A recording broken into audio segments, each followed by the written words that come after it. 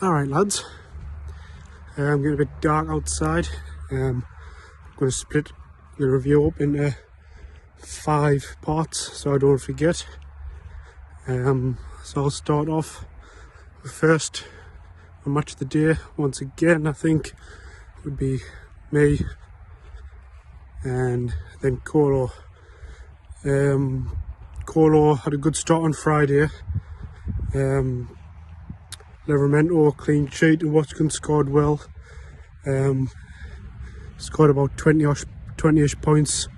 Then Jesus played on the early kick-off on Saturday again. I think he scored an 8 at 10, so I was thinking 30 points from the first 3 plays, and it's quite a good score. I think I'm going to be up against it this week, and I think I was really. I was driving to the match on Saturday and missed the 2 o'clock line-up scramble. I picked up Loftus-Cheek instead of Barkley, so I knew one of them were going to start. I wasn't sure if Barkley would, so I missed that. So I was at the match looking for players, and I seen Jensen, who's, I think he's been injured quite a lot at the start of the season, but it looks like he's back in now. Picked him up and 20 points. I think he got 7 key passes. Hudson-Odoi also had, he's been doing well lately. Between him and Barkley, they could have scored and assisted each other about 3 or 4 times, so could have had more points off that. I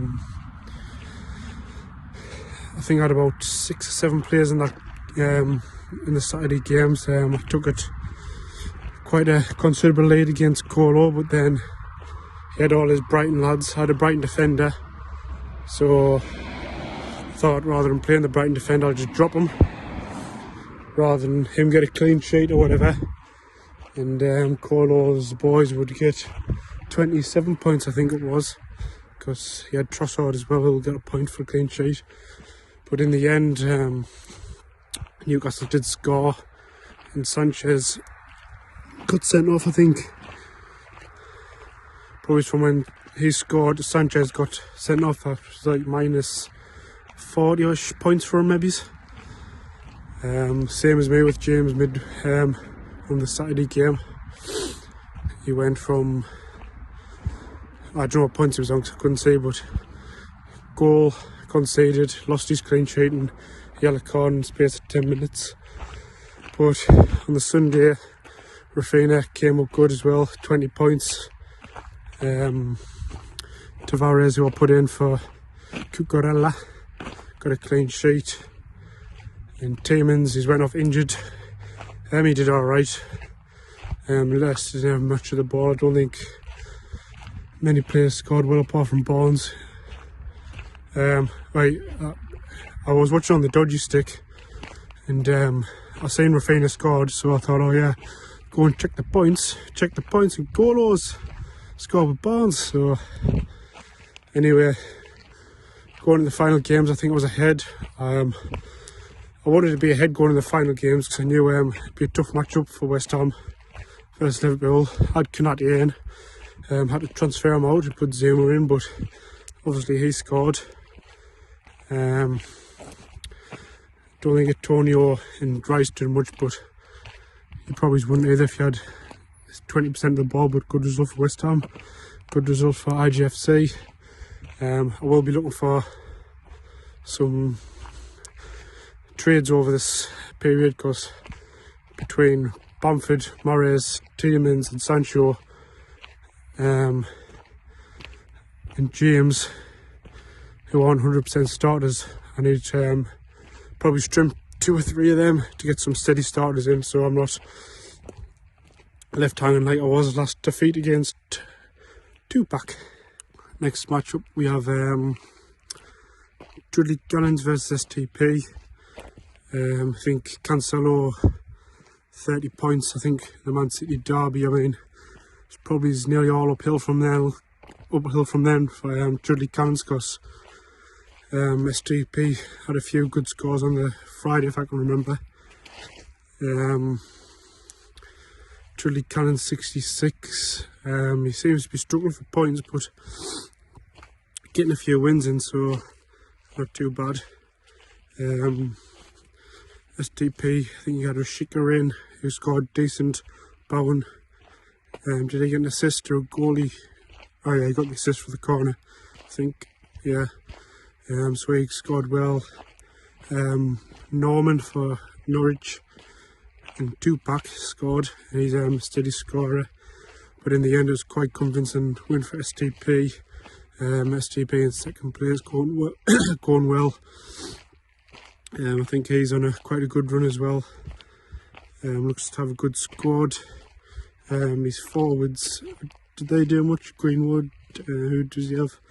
I don't know. I know he dropped Ings the other week, which was a good call, because at the time you need to drop somebody, and most people hang on to players instead of fielding 11. I think sometimes you just have to drop them.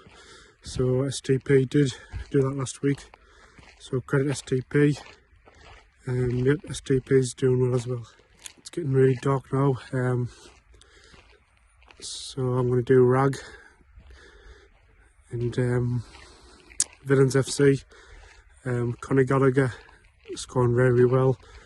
For a free pickup at the start of the season, I think he has done well. There's no reason to drop him. He's banging out consistent scores, coming up with goals and assists.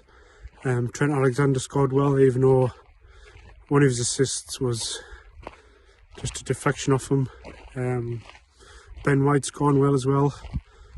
I think they were the main scorers for him. I think 75 points came between all of them, and then he finished on 100 and something, so another good score for Rag, one of the top scorers. I think he's been unlucky a few times.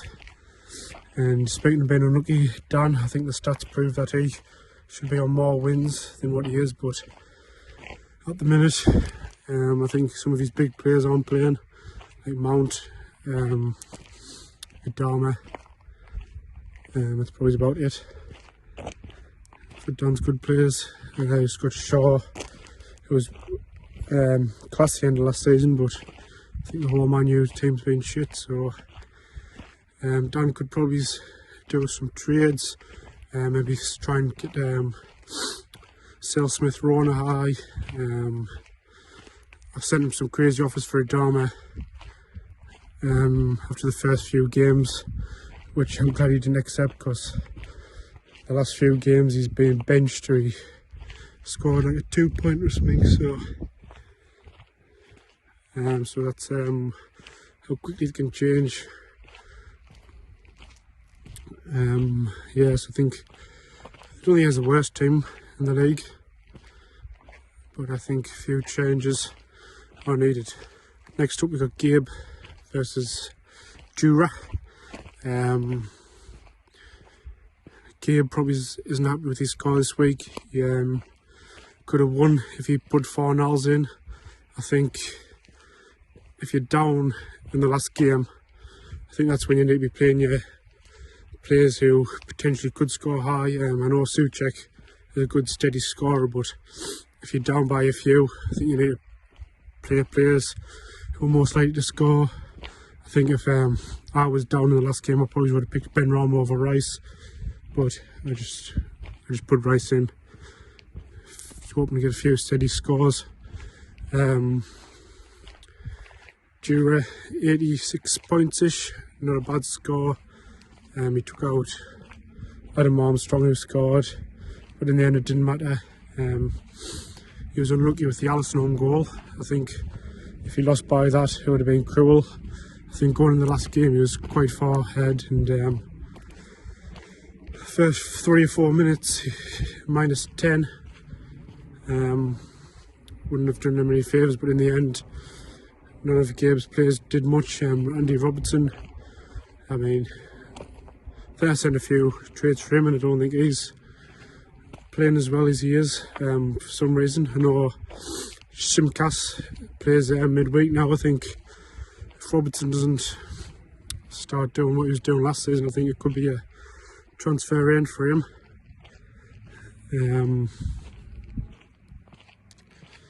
So Robertson could miss out on minutes. Who else does Gabe have? Yeah, Solly Marsh. Good player for me. He was playing left wing back for me last year, which he seemed to be scoring better at left wing back. Who else does Gabe have? I can't really remember. Just looked at the teams as well. Jura has Werner, Pepe and Sterling, who if all of them were starting each week, I think Jura would be doing a lot better. I think, like me, you might need to trade out one or two of them, get a solid starter in. I know Werner's been injured. He probably will play when he's back, so maybe it's Pepe or Sterling, get in someone more of a steady scorer. I don't know if you can be bothered to trade. Maybe trade one of them. Gabe's been scoring well. I think it's just a blip for Gabe, so carry on, Gabe. And I think there was another tie, I can't remember. Right, that's game. I think I'm going to find a new spot to go jogging. Well, I call it a jog. I've been walking most this way doing this review. So it's pitch black. Yep, the final game. Plops versus Kyle. Not a very good game. Plops, did you get 8th score? 8th highest score? I think you did. And you nearly guaranteed a victory. The 2nd spot and 8th spot have got the same according to Gabe's stats. It'd be interesting to see them at the end of the season. It'd be interesting to see which players, which managers, which teams have the most wins at that percent. I think Gabe's stats pointing out that Judley Cannons were probably 8th a lot in winning. But yep, down to the matchup itself. Kyle's team has got a lot of injuries. I looked through his starting 11. I think maybe there's only 2 or 3 players who actually drafted. I think a lot of them were pickups on waiver wires. I think El Ghazi was always going to be a pickup, which could potentially go massively wrong because I nearly went for him, but trying to take a new approach this year. Previous years I probably would have picked him up, put him straight in, but not this year. Lookman was unlucky, had a goal ruled offside. Yeah, Richarlison, I didn't watch that match, but didn't look like he was doing anything. With Dominic Calvert-Lewin out, he's probably better with him in. Props had Diaz, who he drafted quite highly. He's been doing alright. Creswell, who I've been after, don't think he done much either. And Ronaldo coming in with 0 points. Ronaldo was always going to be one of them who, if he scores, gets an assist, he's going to score very well. But other than that, I wonder if you get points for amount of times the arm's chucked up in the air. If you got a point every time that happened, he'd be a top scorer, I'm sure. Yeah, maybe after the first few games, you should try and swap Ronaldo out. I'm not sure if many people would gamble on Ronaldo now. So, who else does Plops have? Tony. I tried to get Tony all this week. End up picking up Mbemo, who I think scored better anyway, so not too bad. I think there's quite a few Plops' team I've tried to trade for this season. I don't think Son had a very good game. I think he got pulled off as well, so I have to say what they're like under Conte. Yep, so looking forward to Kyle's Cup reveal, whatever he's doing for it. So shitty international break, so send us some trades, lads. See you later.